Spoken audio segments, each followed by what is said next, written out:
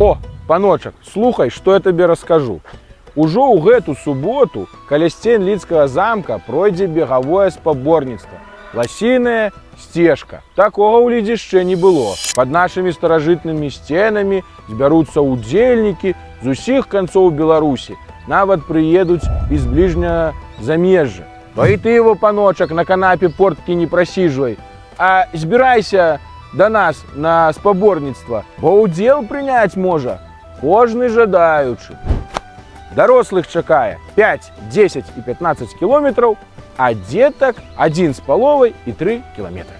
Шаноўныя, не мне вам казаць, што гэта добрая нагода пазнаёміцца з аднадумцамі, палалакаць з імі за тое за сёе, а яшчэ будзе многа падарункаў ад розных спонсараў. І мы ў карчме ночку другую не паспалі, падрыхтавалі для вас смачных пачастункаў.